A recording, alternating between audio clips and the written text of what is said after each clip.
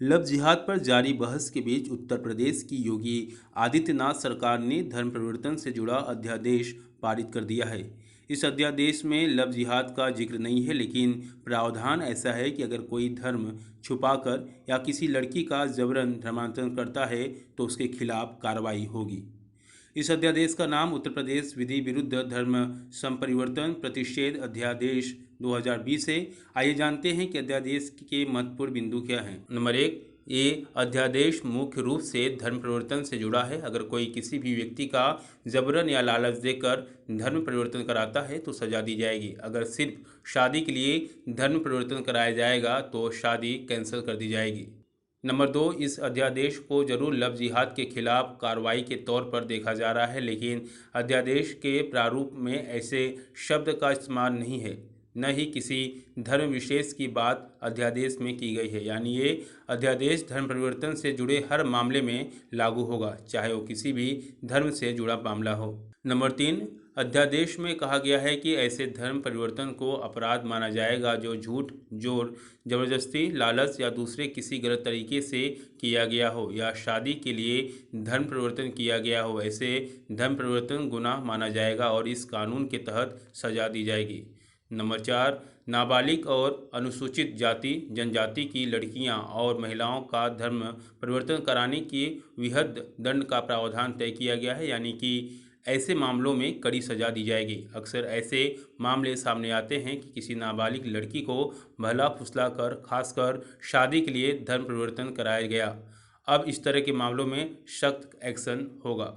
Number पाँच, अगर कोई संगठन सामूहिक तौर पर धर्म परिवर्तन कराता है तो ये भी अपराध माना जाएगा।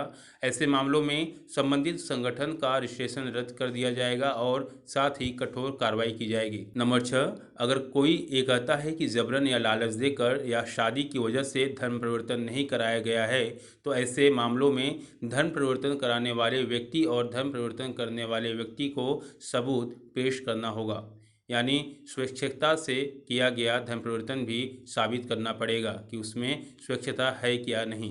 नंबर सात, अगर सिर्फ शादी के लिए धर्म परिवर्तन किया जाएगा तो वह मान्य नहीं होगा। ऐसे विवाह को शून्य माना जाएगा, यानी कि कानून ऐसे शादी नहीं मानी जाएगी। ऐसे कुछ केस सामने आते रहते हैं जिनमें शादी के लिए धर्म परिवर्तन किया जाता है। अब ऐसे शादियां मान्य नहीं होगी। नंबर आठ, अध्यादेश में यह भी प्रावधान किया गया है कि अगर किसी को धर्म परिवर्तन करना है तो 2 महीने पहले इसकी सूचना जिला मजिस्ट्रेट को देना होगा, यानी धर्म परिवर्तन की हर सूचना पहले प्रशासन के पास जाएगी। इसका मतलब ये हुआ कि बिना प्रशासन की अनुमति के स्वेच्छता से भी कोई धर्म परिवर्तन नहीं कर सकेगा। नंबर 9, अगर इस नियम का उल्लंघन कर बिना मजिस्ट्रेट को बताए किसी ने भी धर्म परिवर्तन किया तो सजा दी जाएगी। ऐसे मामलों में 6 महीने से लेकर 3 साल तक की सजा का और आर्थिक दंड का प्रावधान है। नंबर 10, अपनी मर्जी से धर्म परिवर्तन करने वाले व्यक्ति को 2 महीने पहले सूचना देने के अलावा सक्षम पदाधिकारी के सामने इस बात की घोषणा भी करनी होगी कि वह धर्म परिवर्तन करना चाहता है या चाहती है।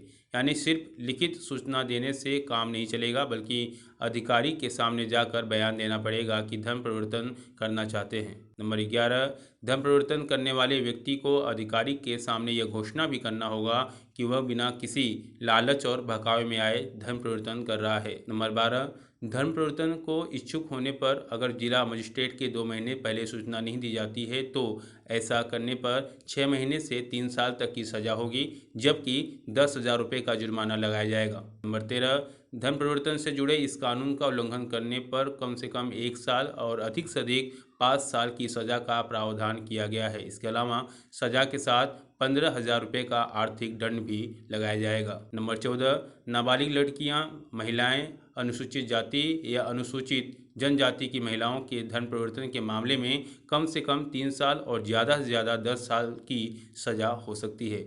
ऐसे मामलों में जुर्माना भी ज़्यादा है। इस तरह से केस में 25,000 रुपये तक जुर्माना लगाया जाएगा। नंबर 15, अगर कोई सामूहिक तौर पर धर्म परिवर्तन का दोषी पाया जाता है तो 3 से लेकर 10 साल तक की जेल होगी, जबकि जुर्माना कम से कम 50,000 रुपये होगी। यानी सामूहिक तौर पर ज़्यादा संख्या में धर्म परिवर्तन से जुड़े मामलों में सज़ा और जुर्माना ज़्यादा रखा गया है।